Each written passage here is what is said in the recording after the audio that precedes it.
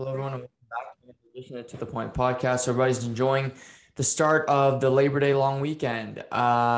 Weather has been great in the province of New Brunswick, but it is Saturday. We're not at work, so we can all enjoy that and enjoy the long weekend before kids get back to school. The weather starts to change and life just kind of goes back to normal if you're living the summer where you're having a lot of fun, not having the same kind of schedule. But last night, I went into a Friday night thinking, okay, well, I'm going to sit home and watch sports because that's what I do. But last night was one of the greatest sports nights in a long time for me. And it had everything. There's no hockey and there's no NFL. So you're probably thinking, Noah, what are you talking about? Those are your two biggest things that you love. But tennis, college football, there was a crazy baseball, the Blue Jays game last night, and then the Dodgers and Giants as well. There's so much that I want to get into today because last night was just so interesting. But I thought we'd start by talking about the U.S. Open. And the U.S. Open, the last major of the tennis season so far, I think has been a spectacular major where 16 matches have gone at least 4+ hours. That means we're seeing a lot of 5-set matches, a lot of comebacks. Started with Vasek Pospisil on the Canadian side, coming back from 2-0 down to Fognini, but it's continued yesterday where Dan Evans was down 2 sets, the man from Great Britain, to Alexei Popyrin from Australia, and he comes back from 2 sets down. He's moving on to the round of 16. But yesterday on Arthur Ashe Stadium, it was truly upset, where if there was a seed that was supposed to win, it wasn't a good idea for them to play in Ashe yesterday, Arthur Ashe Stadium, the big center stage of the U.S. Open. And I'll get to Stefanos Tsitsipas, but let's start with the Canadian, and that would be Leylah Fernandez, the 18-year-old who last night defeated world number 3, 4-time major champion Naomi Osaka. And it truly was incredible. The first set, it was dominance from both on their serve, where Leylah didn't face a break point until the last game, till her last service game of the first set. She was cruising. A lot of the points, the average point of play was 5 points in the first set from both women. It was just nobody could get even a sniff on their serve. But she gets to 5-all, and then she loses the first 3 points, and Osaka breaks her at love. And I'm like, tough break. And Osaka holds easily and move into the second set. And it looked at the same point. The first 4 service games that she had no problem. She was getting aces. Osaka could hardly return points. And same thing for Leylah, where she really couldn't get any traction on Naomi's serve. But at 5-all, she faces a really tough service game. And she guts out a hold. And this is where the match really pivoted to me, because Osaka had break point opportunities. She had 2. And Leylah fought, and she was able to win that service game. And we saw a shift in Naomi Osaka. And,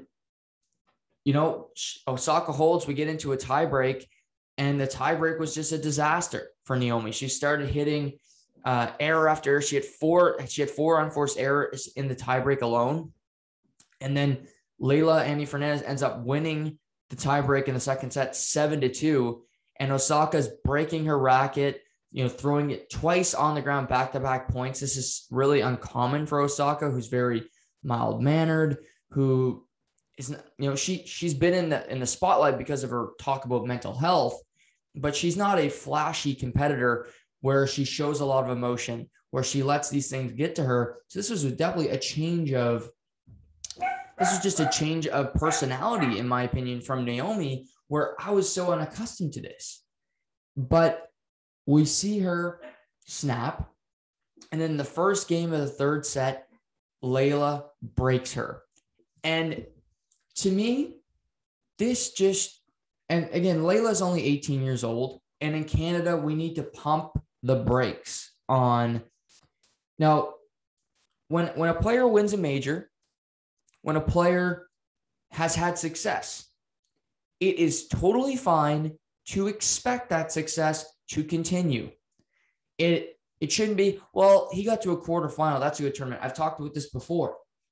But putting pressure on young 18-year-olds is how you kill a career. And I think we need to love what Leylah Fernandez is doing, but again, put realistic expectations for her. But what I liked and what I saw and what I think can contribute to future victories and potentially, who knows, in the women's game, a future major, is her ability under pressure. You know, having the clutch gene, I totally believe in that. Like, Tom Brady is clutch. And Joe Montana is clutch. He's 4-0. I think Joe Montana is clutcher than Tom Brady. That might be a hot take. He's 4-0 in the Super Bowls. Batting 1,000. Tom Brady's lost 3. Yeah, he's won 7. But still, I'd rather be 4-0 than 7-3. That's just me personally. But having that ability in the big moment to come out there, the pressure's on. You're on Arthur Ashe Stadium, prime time. You just saw what happened with the Silvano Tsitsipas match. You're on court with Naomi Osaka. And, you know, Leylah, like Naomi, is multicultural. She's Canadian, but she's got I believe she's Indian, and she also has some Asian descent as well. So they share some similarities there. And you got to think, Naomi's an idol of hers. I mean, Naomi was winning a major at a very young age. She was beating Serena Williams at the same court just a few years ago. And Leylah never really gave Naomi a chance. Service game after service game, she closed the door. Naomi didn't get a sniff. Naomi didn't get close. She didn't get a break point the rest of the third set. And she just put the exclamation point on, this is my time. This is my night. And Canadian Leylah Fernandez reached her first career Grand Slam quarterfinal. And this is really coming out of nowhere. She lost her first round match at the Rogers Cup. She lost her first round match at Cincinnati. She's not on the major spotlight yet, but she did it. And another thing I really liked about her is I think she is Canadian in the sense that she doesn't want to be too flashy. And I think that's a negative thing, but she's very nice. And, you know, but she got the crowd involved. And after the match, she talked about, you know, fueling off the crowd and getting them on her side. And I like that. As you know, if you listen to me for 5 minutes, I want somebody to be more in your face, more rambunctious than, well, that was great. Yeah, so cool. Like seeing emotion, seeing them get the crowd, fire them up, that's gold to me. And it tells me something about that player, because Leylah was not afraid of that moment. Friday night, Arthur Ashe Stadium, third round, you're playing arguably the best women's tennis player in the world when she wants to play. And you beat her. You just beat her. There's no asterisk because Naomi's going through a mental health. No. You went out there and she beat her. And it was a shock to me. What a great match. And for her to do that at 18, in tennis, is becoming more and more common. Coco Gauff, 17. She reached a Grand Slam quarterfinal. Leylah's 18. She's going into a round of 16. I'll mention the Spaniard on the men's draw. He's 18. He's going into his first major round of 16. In 2017, Jelena Ostapenko of Denmark won the French Open, won a major at 18 years old. In tennis, you can win at a younger age. The men's draw is so much, it's tougher with Djokovic sitting there. However, on the women's draw, sure, you can say Ash Barty's a favorite and Naomi Osaka and a few other, Carolina Pliskova. But on the women's draw, and this is why women's tennis is so much more interesting than the men, because any woman can win any major. Barbara Crutcheva, who's now ranked 8th in the world, started the year ranked 72. She won the French Open. She had never been to a Grand Slam quarterfinal prior. And she won the French. I'd hardly heard the name. Now she's back. She's in the U.S. Open quarterfinal. She's risen to 8th in the world, but she may never win another major. Angelique Kerber, who's a great women's player, who Leylah Fernandez will play in the round of 16, is a 4-time major champion. Yet she hasn't won the U.S. Open since 2016. It was 5 years ago. And so for Leylah, it's a huge win. And it sets up a potentially really interesting second week of this major, where Bianca Andreescu is through her first two first matches. She beat Lauren Davis in straight sets, 6-4, 6-4. Should have won easier than that, but she got through it. And her draw is very favorable. Today, she has a great mitten of Belgium.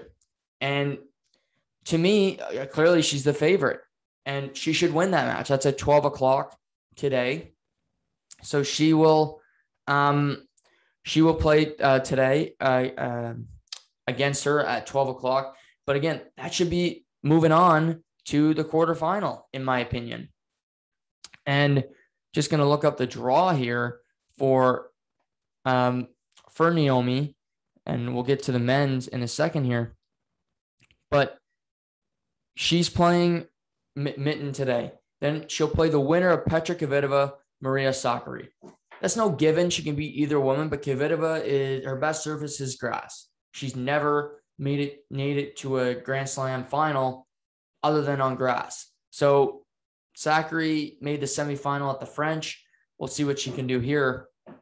But after that, Pliskova, potentially Pavlyuchenkova in the quarterfinal. But I'm just saying, you never know. And looking at Leylah's draw, she will play Kerber. Again, she'll go in the underdog, which was the underdog against Osaka. So who knows? She'll play the winner of Svitolina and Simona Halep, who's kind of risen back from the dead after being injured for most of the season.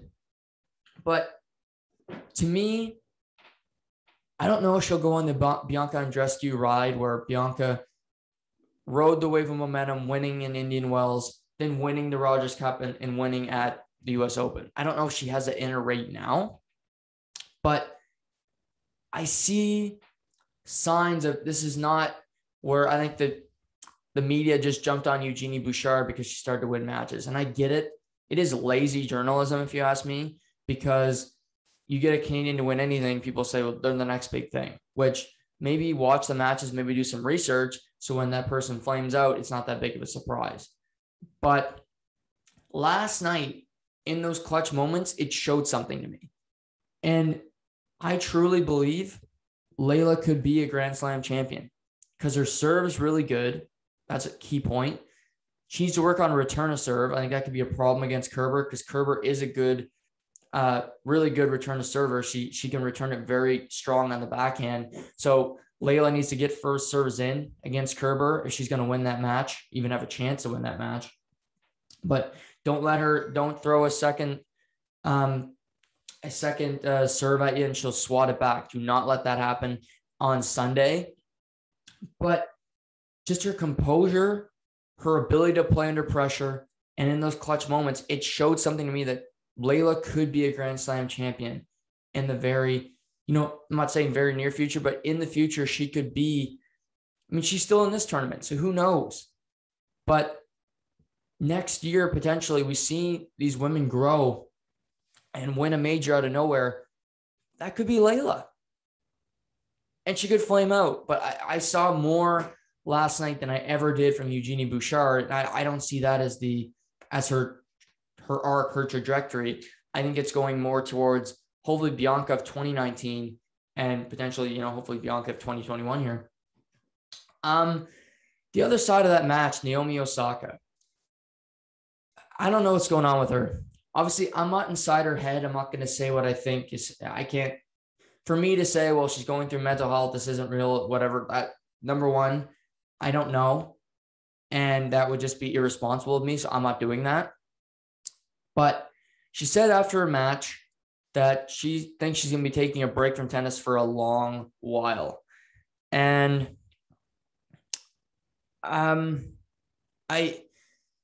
she was crying after the match. She's snapping at reporters. And to me, she said when she wins, she doesn't feel happy. She just feels like, okay, well, relieved. And when she loses, she feels really sad. Bigger picture here, I don't know if tennis is for her. Obviously, she's great. When she wants to play, she's already won 4 majors and she's the same age as me. She's 23. But mentally, I don't know if she can deal with it. Being an athlete, whether you like it or you hate it, you got to deal with the media. Whether you like it or you hate it, there's pressure on you. That's sports. That's just the way it is. You win, you'll get lauded. You'll lose, you're going to get criticized. Since the media has really joined in I think of the Jordan Bulls era where really sports media started to change. Obviously in hockey in Toronto, it's been like that forever, but we even see it now across Canadian markets in New York, Philadelphia, Pittsburgh. Media and fans are loud and they're going to let you have it. And people don't like to hear all the time about excuses. And I don't believe mental health should be used as an excuse. And what I mean by that is mental health is a serious issue. And if you're dealing with depression, if you're dealing with anxiety, that's serious. However, if you choose to play a tournament, if you choose to play a match, mental health should not be referenced after it. Because if you weren't well enough to play, then don't play. That's fine. I'm not going to criticize you. If somebody in the media does, guess what? They shouldn't be doing the job because it's not on somebody who doesn't know what's inside somebody's head to criticize them. Now, if it's 365 days a year and you can't go to work, well, yeah, you're going to get fired. Point blank. Maybe get some workers' comp. We know our government loves to give that out. So maybe come to New Brunswick and you'll probably get that from Trudeau. But in the grand scheme of things here, play or don't. And to me right now, I'm truly looking at Naomi and thinking, is her career over? And it might sound, I might be jumping the shark, but I don't think I am. I think her career truly could be over because she doesn't seem fulfilled and she's starting to break out of her character. And I don't think she's watching the tape. I don't think she's going to like what she sees. Throwing her racket, getting pissed off at the chair up. That's not Naomi. You could argue that's Serena Williams. And number one, I never minded Serena Williams throwing a racket. It's like breaking a stick over the post. When's that ever criticized in hockey? But yet in tennis, because everybody has to be such a good person. And, oh, it's dignified at Wimbledon when you got the Queen and Harry and all those losers sitting there. You got to be, presented and be so good with the royalty sitting, a foot away from you. But Serena did it forever. She's the best tennis player to ever live. And maybe Naomi can pivot and be a heel. And what I mean by that is just kind of be the villain of tennis. No, it can't be wah, wah, wah. But I do think there's an opportunity for her to pick on the media, to skip on interviews, to be the Bryson DeChambeau of women's tennis. I would love it. Now, I don't know if that's in her psyche. I think she's just a really good person. And you got to do what's in your heart. This is not pro wrestling where you're playing a character. But if you're tired of the media's questions, if you want to snap at them, that would be great for the sport. I'm not going to lie. I think the play is really good, but having somebody on the mic that's interesting, that's going to piss people off, that's not going to give an answer that every housewife likes, is good. You can say a lot of things about Bryson DeChambeau, but he's polarizing. People have an opinion on him. They love him or they hate him. Me, I don't root for anybody, but I love his antics. It's entertaining. What's sports? Entertainment. And him with the whole Brooksy and everything, like, yeah, he's a pain in the ass, but he's entertaining. And that's something to be said for that. I'll get to Felix Auger Aliassime in a second, but before Leylah hit the court on Arthur Ashe, it was a young Spaniard by the name of Carlos Alcaraz, 18 years old, facing world number 3 Stefanos Tsitsipas. Tsitsipas has been in the news for his bathroom antics. Andy Murray taking 2 separate breaks of over 8 minutes long in his second round match against Adrian Manarino, taking a 9-minute break, to go to the bathroom. And this was another big match. Alcaraz wins the first set. Tsitsipas comes back, wins the second one 6-3. Third set's tough fight. They both hold serve the whole entire third set. Neither man faced a break point. They get to the tie break, and Alcaraz breaks through. Fourth set, Alcaraz is broken in the first service game. He loses the fourth set 6-0. You could say he really conceded the fourth set, saved his energy, and it was actually Alcaraz who turned the table. He gets a medical timeout at the end of the fourth set, and I found this poetic justice for Tsitsipas, who had all the momentum at the time. But he's sitting there and getting a medical timeout. Tsitsipas, to his credit, didn't say anything, but he didn't have a leg to stand on because he's been taking bathroom. I don't know how long it takes to go to the bathroom, but he takes longer than anybody I've ever met. And fifth set's just dynamic. Both guys, Alcaraz saves 3 break points, serving at 3-4. And it just felt like, okay, there's something special brewing here. And we get to a fifth set tiebreak. Now, this was introduced a few years ago at the US Open, where before there was no fifth set tiebreak. They played a service game until they found a winner. But after the long John Isner, Nicholas Mahut match, and then the long John Isner, Kevin Anderson match at Wimbledon, they decided to change this, go to a fifth set tiebreak, so matches aren't 7-8 hours long. And Alcaraz wins the tiebreak 7-4, rips a winner to win the match, and the 18-year-old is through to his first career Grand Slam round of 16.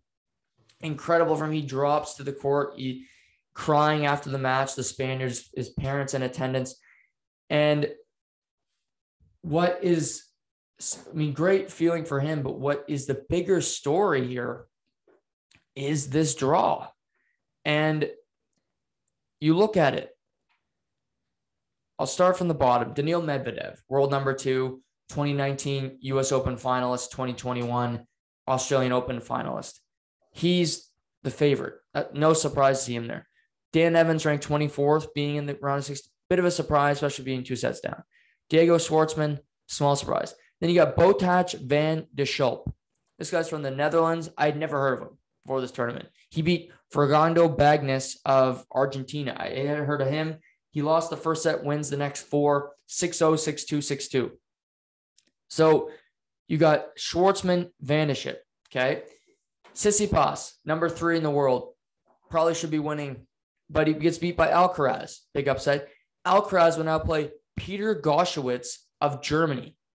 Goschwitz has never been to a round of 16 of a major. That's 3 men who've never been to a round of 16 of a major. Dan Evans has been 2-1. So that tells you something. Then you got, move it right up. Last night on Louis Armstrong, while Leylah was playing another primetime match, Felix Auger Aliassime of Canada was playing. And it looked like it was going to be a routine win for him. Gets the first 2 sets, gets a break in each, gets the win. Up a break in the third set.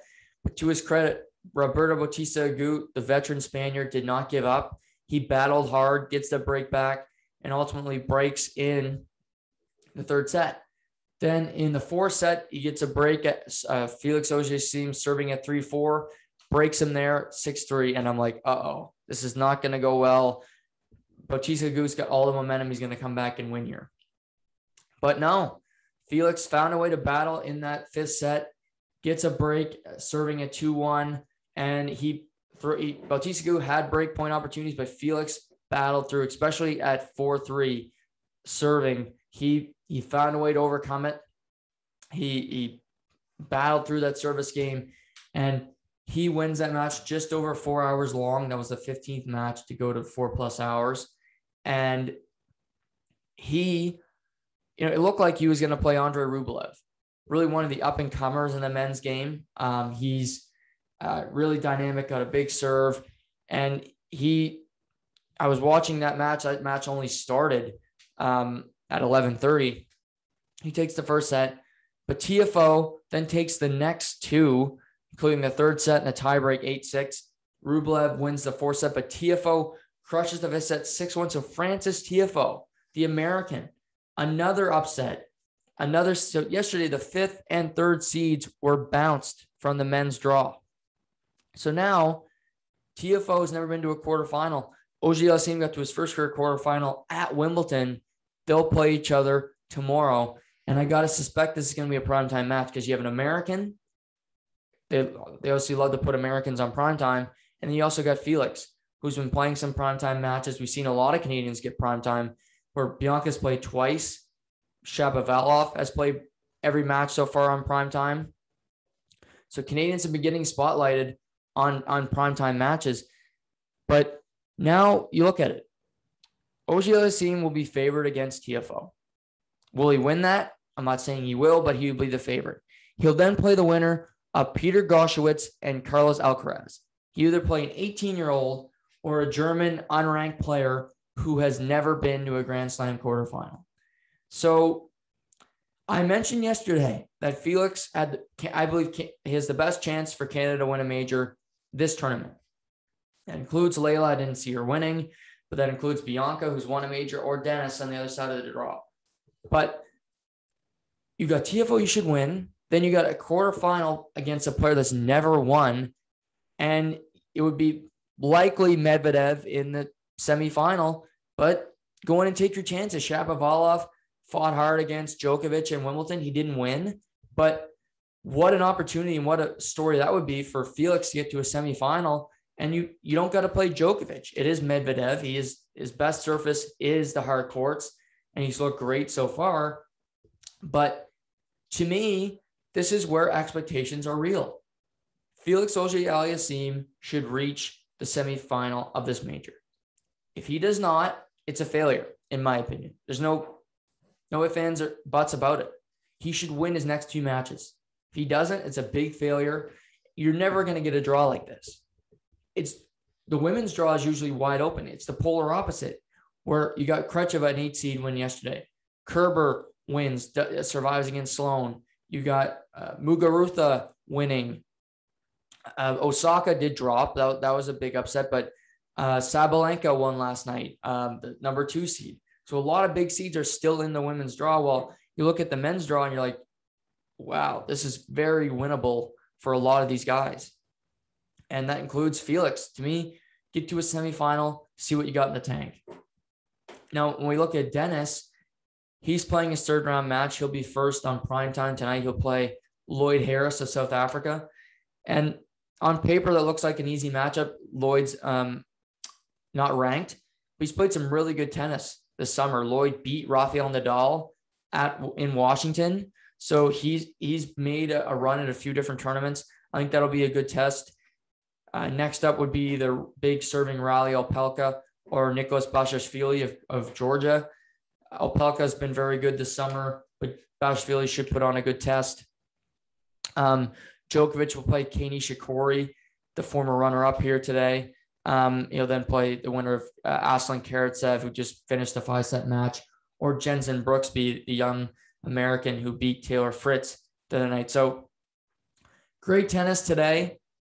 A lot of American and Canadians still in the draw. And, it's fun. This tennis tournament so far has been a lot of fun, a lot of upsets. You never know what's going to happen. But Bianca's on a court today at noon. We'll have tonight, Shapovalov is on against Lloyd Harris.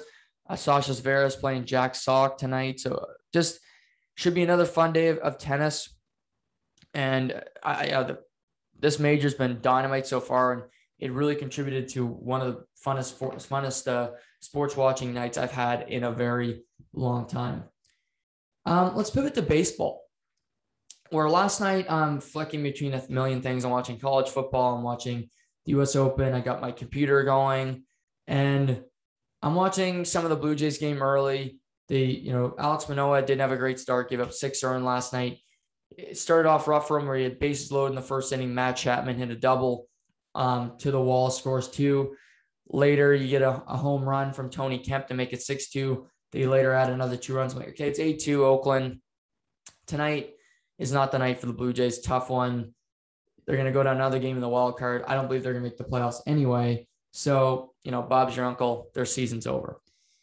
But they start to rally, and that's the crazy thing about baseball. We've seen it happen. The Blue Jays have bats to do it. And the bullpen for Oakland was leaking in a major way. And it started with Lou Trevino giving up 4 earned runs, but it was just bats coming alive. Vladdy Guerrero Jr. last night goes 3 for 4 with 3 singles. I mean, he was doing it all last night.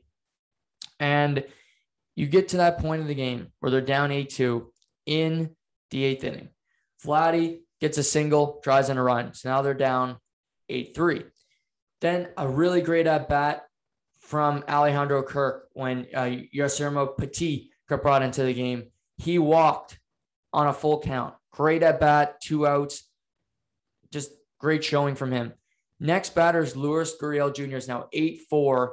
He cranks a grand slam. We're tied at 8 just like that. I didn't see it coming whatsoever. I flicked for a second. I come back. It's 8-8. The Rogers Center's going wild. Blue Jays are right back in the game. But then we get to the 9th. They bring out Jordan Romano, and I'm like, okay, Jordan, pitch a clean 9th. We'll see what happens. But he gives up a base hit to Matt Olson, and then Mark Canha hits a ball to the left right off the foul pole, makes it 10-8 Oakland. I'm like, oh my God, you just had a huge comeback like that, and Romano couldn't close the deal. Well, he was just pitching to have a clean inning, but he blows that up. Oakland's got the lead. So we go to the bottom of the 9th. You get Springer gets a double. Then Valero gets a single. That brings up Marcus Simeon, who's been one of the best players this season. They signed off for cheap last offseason, and he cranks a home run to dead center. This one was a goner from the second it hit his bat, and he walks off the Oakland Athletics, oddly enough, his former team who let him go. And the Blue Jays win the game 11-10 after being down 8-2. And Simeon, batting .266. He's got 34 homers, 81 RBIs. He's a clutch hitter. And I just look, he's going to make a lot of money in this offseason, whether he has another season like this or not. It doesn't really matter. He's in his contract year and he's balling out. And the Blue Jays need to retain him and Robbie Ray. you can spend money in baseball. Tampa Bay Rays do it one way, but for teams like Toronto, you're only going to get free agents if you sign players. But, I saw on Twitter trending last night that this is the turning point in the Blue Jays season. Yesterday was September 3rd. There's less than a month. They got 29 or 28 games left, I believe. And it was great. And I'm going to have to be Debbie Downer today, but it's not just Debbie Downer. This is called realism. This is called being real, being 100 homes. And last night's win for the Toronto Blue Jays meant absolutely nothing. Now, if they go on a run in the last month, they make the playoffs, then I'll eat crow. I'll say I'm wrong on the podcast. No problem. However, it's just context. Nobody seemed to look at the scoreboard last night, but Jug did, of course. I do my research. I come on here and I give you the straight dope. So who are the Blue Jays chasing? You could say Tampa Bay, even though they're 13.5 back, they're not catching them. So we'll leave out Tampa Bay, even though they won last night, so that the Blue Jays didn't gain any ground on them. So New York Yankees, first wild card, a game and a half up on the Boston Red Sox, 6.5 game lead starting last night on the Toronto Blue Jays. Well, Yankees are playing Baltimore. Baltimore fought hard. They tied it up in the 7th. They took a lead, Mountcastle, in the 10th, but LeMahieu tied it up. But Giancarlo Stanton walked off Baltimore in the bottom of the 11th when he brought in Aaron Judge to score on a single. So that would mean that New York won the game, and that means that the Blue Jays gained no ground on the New York Yankees. Okay, well, so that's just one team. Okay, let's keep going down the scoreboard here. Boston Red Sox. They're playing the Cleveland Indians. So at least they'll be the Cleveland Indians for the next month before they become the Guardians next season. Boston. I wonder if they won last night. Well, they're in a tight battle. Cleveland fights back in the 7th inning. Austin Hedges, the catcher, gets a 2-run homer. But newly acquired Kyle Schwarber doubles. In the bottom of the 7th, scores Danny Santana, scores Victor Arroyos. Next batter, Hunter Renfroe. Homers, scores Schwarber and Verdugo. And let's see. Red Sox win 8-5. So that means that the Blue Jays, who need to pass the Boston Red Sox in order to get the second wild card and make the playoffs, with their win last night, no matter how dramatic it was, gained no games. And that's just they're still 5 games back of the wild card. And last night it was like, qui sera. And I get it. Okay. They haven't played in Toronto in a while. And I got some Toronto fans that I see on Twitter, on social media, but last night's game was meaningless. And you might say I'm a hater. I'm not a hater. I'm just telling you the truth. And, not to make matters worse, but Seattle, looking at the scores, Seattle Mariners, who they're also a game behind, who Seattle's actually ahead of them, trying to catch the Red Sox, won last night as well. So that means they're still behind Seattle in the wild card race. So after this fantastic win, season changer, and it's just, so they're still behind Seattle. Oddly enough, they're still behind Oakland by 2 games. And they're still behind Boston, who they need to catch, who have a 5-game lead on them. Wow. And yes, that might sound like a Debbie Downer, but did anybody really look at the scoreboard last night? And it was such a, euphoria where, oh my God, we won the game. But what did it mean? Nothing. And maybe this will be the launching point for the rest of the season, where the Blue Jays, we saw Vladdy starting to hit again. Positive sign. Their bullpen still stinks. Not a positive sign. Manoah got blown up. But we are seeing some life from the bats. And that can mean a lot of things. They do have an easy schedule, but they got 2 more against Oakland. I think you got to win. You got to win both these games, period. Because the Red Sox have the Cleveland Indians this weekend. That's not a good team. And you just lost one to Baltimore. You can't afford to lose. You play Baltimore a ton down the stretch. You play Minnesota again. But you still got the Rays. You got the Yankees starting on Monday. They'll play the Yankees Monday afternoon. That's a tough matchup. And to me, you got to win both these games against Oakland this weekend because Red Sox got Cleveland. Yankees got Baltimore. Those are easy series for these teams. And, even looking at Seattle, they got Arizona. That's not a tough matchup either. So just saying, fantastic game. I love the ending. It was fantastic theater. But in the grand scheme, this was just one of 162. And this could be just one of 162 for a team that doesn't make the playoffs. And that means that one of 162 will be just as relevant as Madison Bumgarner throwing a no-hitter for the Arizona Diamondbacks. Because Arizona's not making the playoffs either. Now, the Blue Jays are much better than Arizona. But if you don't make the playoffs, you're both going to be golfing in Arizona at the same time.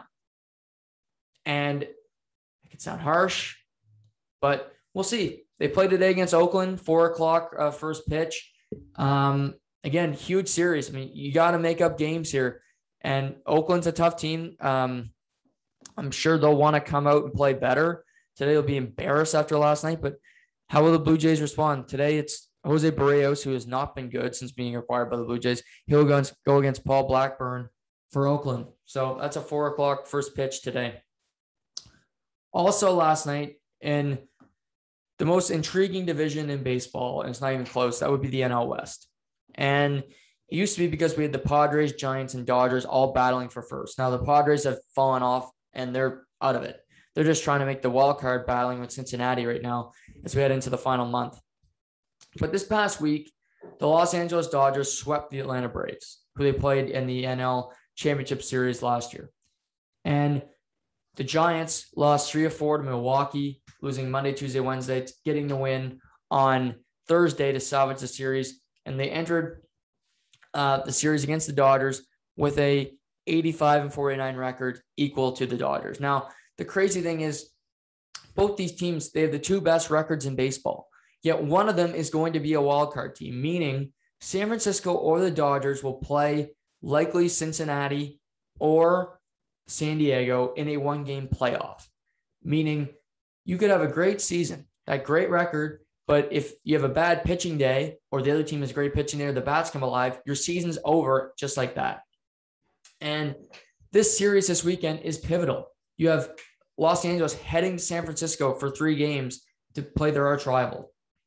And last night, it was a very good pitchers duel where we saw Corey Knebel was really a bullpen guy start the game. We see them go to 6 different pitchers before they get an earned run. And Kenley Jansen's throwing, Blake Trinan, Shane Green, Gratterall. But as we get later into the game, we saw Andrew Descalani go 6 innings for the Giants. Tony Watson's been great in the bullpen. Trevor Rogers, Jake McGee, their closer gets up an earned run. But it was top of the 9th. Chris Taylor scores a run, ties the game at 1. Then in the 10th, Justin Turner hits a sacrifice fly to Mike Krasensky. Walker Buehler, oddly enough, came in the game as a pinch runner. He scored. But then bottom of the 10th, Brandon Crawford, the ever-clutch player, singles in. Buster Posey scores. And we go to the bottom of the 11th, the next inning. And on a fielding error by Justin Turner, the San Francisco Giants walk off the Dodgers. They take the first game of this 3-game set. They have reclaimed first place in the NL West. And they have 2 more games, including 10 o'clock tonight, first pitch. This is a pivotal series. They play tonight. You can see that game on Sportsnet. And tomorrow they'll play on Sunday Night Baseball. But these 2 teams are desperate for wins. We got next week, we'll see Giants, Rockies, Dodgers are in St. Louis. Tough series for the Dodgers. So it's going to be a battle the rest of the way between these 2 teams to see who can, Giants play the Cubs down the stretch. That's an easier series for them. Dodgers play the Padres, which would be, they've had their success against them. But to me, this weekend could decide it. I think if San Francisco could take 2 or 3, again, it'll only be a 1-game lead. But I like their schedule a little bit more. They got the Cubs, the Rockies, like I mentioned. Padres are a tougher matchup, and they can win some of those games and get a lead where the Dodgers may have a little bit more trouble.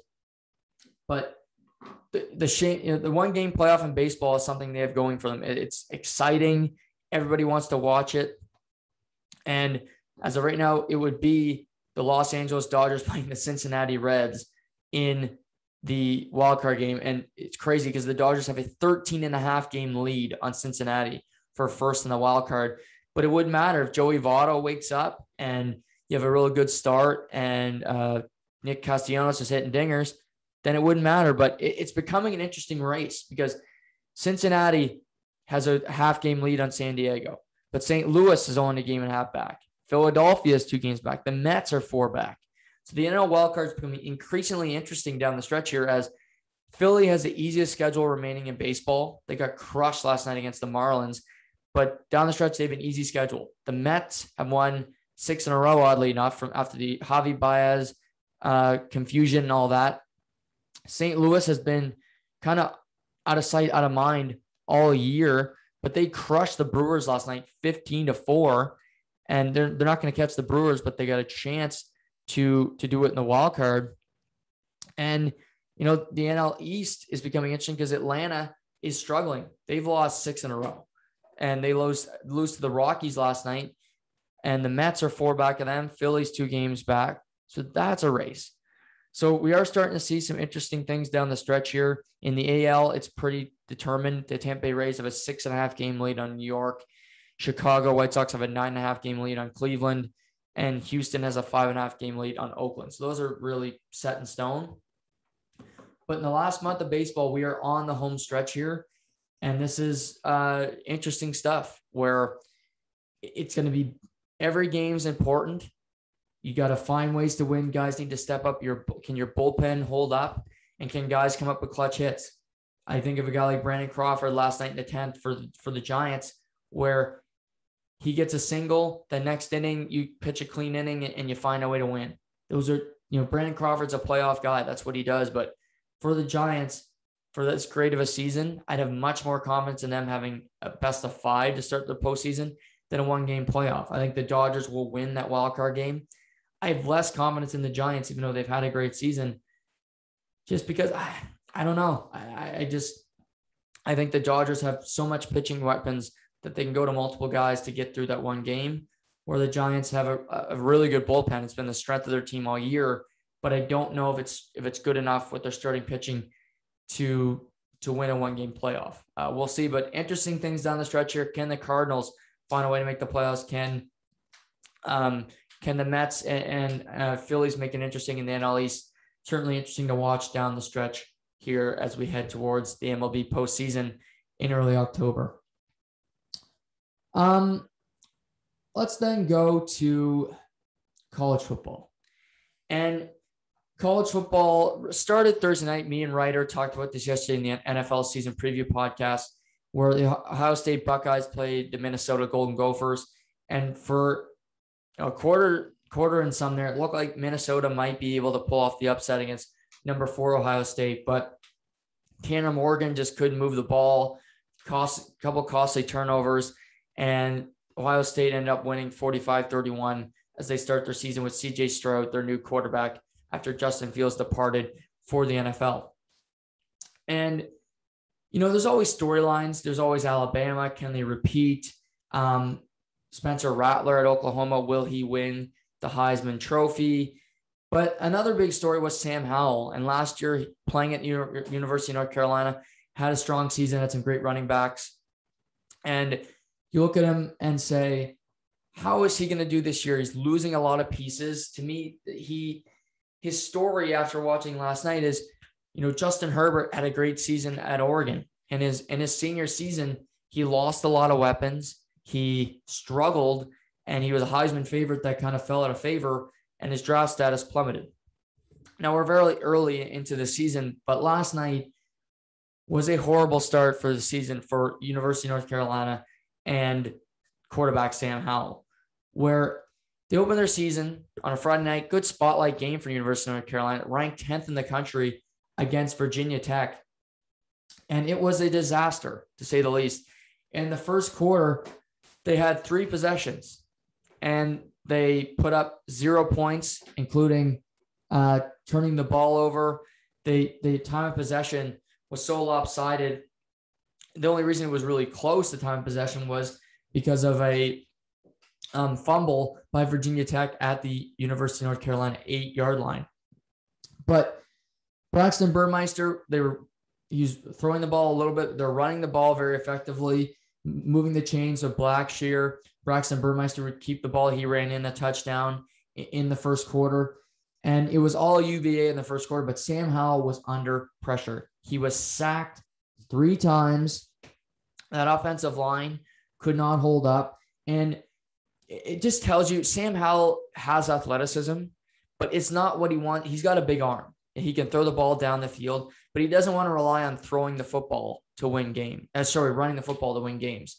And last night he had to run the ball 12 times, only for 35 yards, meaning he didn't have time. He didn't have time to go through his progressions. And when he did, Virginia Tech was playing really good defensively. And to me, his receivers really let him down last night. Walston, his big tight end, dropped 3 passes. 3 that he should have caught, in my opinion. And another couple, but Sam Howell sacked 3 times, throws 2 interceptions. One, you could look at it, one was just a fight for the ball where the DB just outworked his receiver. And so he threw 3 interceptions because he threw one late in the game on desperation. My mistake. He threw 3. There's 37 seconds left. They have a drive. They're down by 7. They're out of timeouts, trying to get back in the game. He's about to get sacked for the 5th time, throws a heave, and it's intercepted, and that essentially ended the game. But it was a disaster night, and one game can't destroy your Heisman case, but last night definitely didn't help his Heisman case. You get a standalone game. You're ranked as the University of North Carolina. You're in the ACC. And you just get demolished. It was 17-10, but this was an embarrassing performance for Sam Howell and the University of North Carolina, because you get Virginia Tech. Virginia Tech is not a great football program. They're much better at basketball. But to their credit, their defense played very well. They turned the ball over. They got pressure on the quarterback. They limited the running attack for University of North Carolina, which was a big point. And to me, Howell just didn't look great either.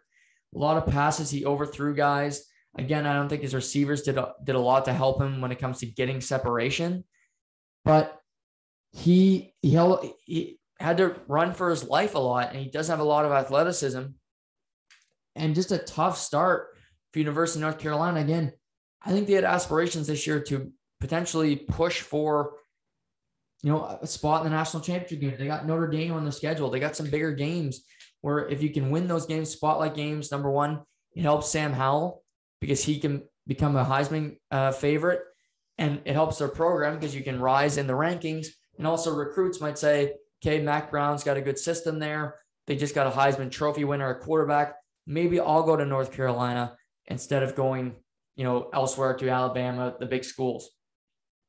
But a disastrous start, and I don't know where they go from here. Obviously, they haven't easy on here. We'll see what they'll do, but it's tough to see them go through this.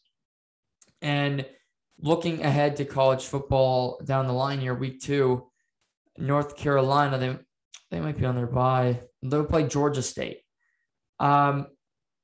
So that would be an easy win. But again, it's not going to help you beating Georgia State for your respect level. And then also for the Heisman Trophy. They play Virginia after that. Not a great team as well. Then they got Georgia Tech. Again, another walkover. Duke. They're just playing ACC teams. But as they get later, they do play Florida State, who I'm interested to watch. I think they could be a decent team this year. They haven't been in for really since Jameis Winston departed. But they could be interesting. We'll see them play Notre Dame on Sunday night. That should be an interesting game. But college football is back. One thing I did love about last night's game was a defensive battle. University of North Carolina in the second half only allowed 86 yards of offense from Virginia Tech, and yet Virginia Tech still won the game. I mean, their defense played well, and North Carolina was just that inept offensively. But today's really the big slate of games where 1 o'clock starts. We got Oklahoma playing Tulane, and I think that'll be an easy win for Oklahoma, but it will be interesting to see Spencer Rattler, the prohibitive favorite to win the Heisman Trophy. And Oklahoma's getting a lot of love to win the national championship this year as well. So they'll start their race to see if they can win a national championship. It's been a minute since they've won one. So we'll see what they can do. So we've got Tulane, Oklahoma. Also a 1 o'clock game is Penn State, Wisconsin. Two teams out of the Big Ten who Penn State ranked 19th. You got Wisconsin ranked 12th. Wisconsin moving on from Jack Cohn. He's no longer their quarterback after transferring. So he's gone. Two great. We'll see what happens there. Cincinnati, the number 8 team in the country, opens today against Miami of Ohio. We got Oregon, Fresno State. Then a couple great 4:30 games where we got Indiana, who are ranked to start the season, which is rare, against number 18 Iowa. So we'll see. Great game there. Alabama starts their trek to win another national championship. Bryce Young, the new quarterback after Mac Jones departed, they'll play Miami, and D'Eriq King, who was injured last year, torn ACL, will be back. He's played a ton. He's a fifth-year starter after transferring from Houston. But good for Miami for scheduling this game. I don't like their chances. I think they'll get their ass kicked today, Manny Diaz in Miami. But he is starting to improve that program, and D'Eriq King is a fun quarterback to watch. He's a run-throw option type guy. So I watched that. And then a sneaky good game today. Sneaky good. It's a 5:30 start. Louisiana, the Raging Cajuns, against Texas. And Texas fired their head coach after last season. They moved on to Steve Sarkisian, who's been in Alabama the last number of years, turning that offense around. But Texas has just been kind of inept. They're ranked 21 to start. The Raging Cajuns are ranked 23.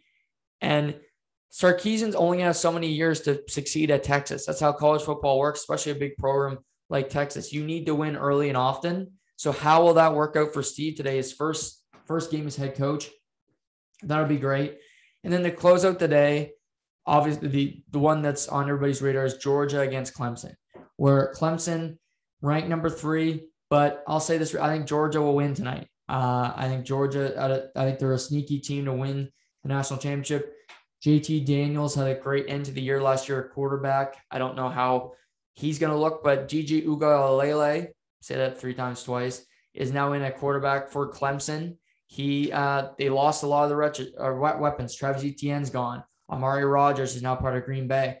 So Clemson's lost a lot of their core, where Georgia's bringing a lot of their defense back. They got a similar roster. So I think that'll be a great game tonight, but as a statement for either team to get a win against a top 3 opponent would be big for Georgia and also for Clemson later in the season as we go down the line.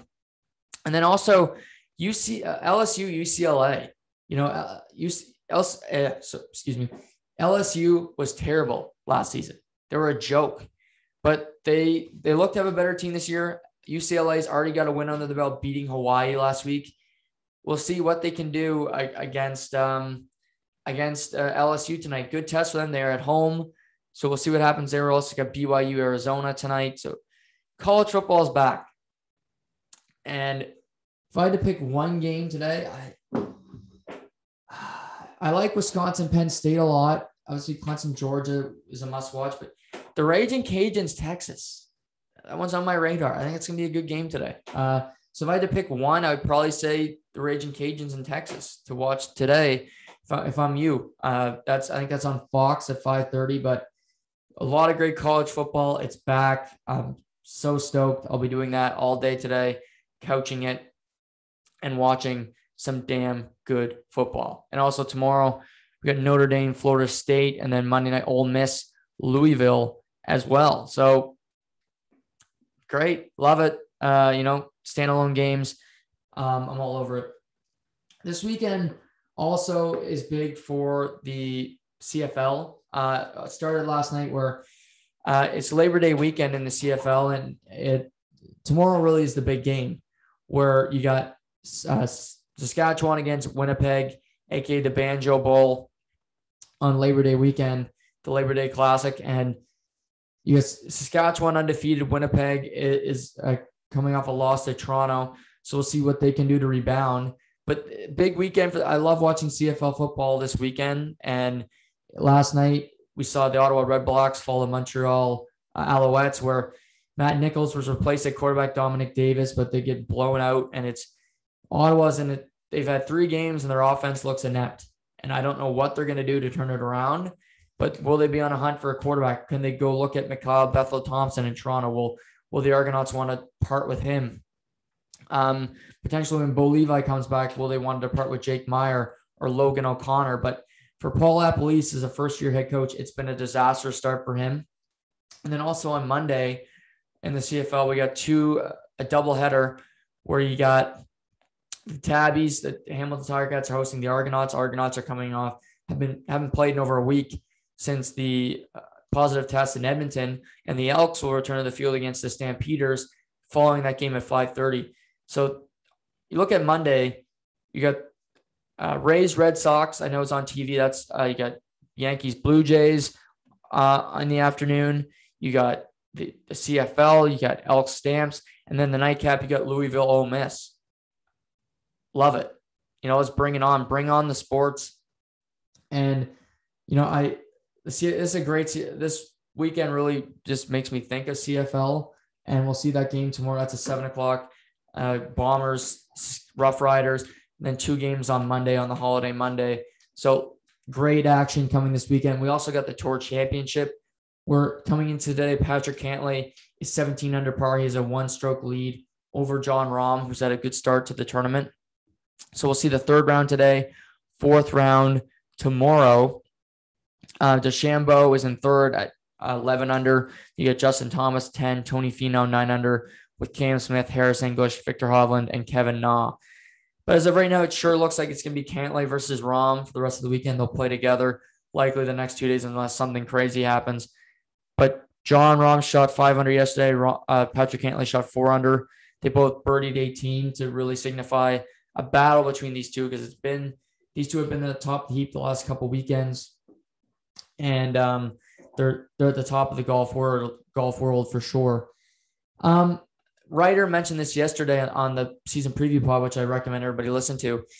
But congrats to Drake Batherson of the Ottawa Senators signing a 6-year deal, close to $30 million, $4.9875 a year. So he's locked up in Ottawa, getting a good payday.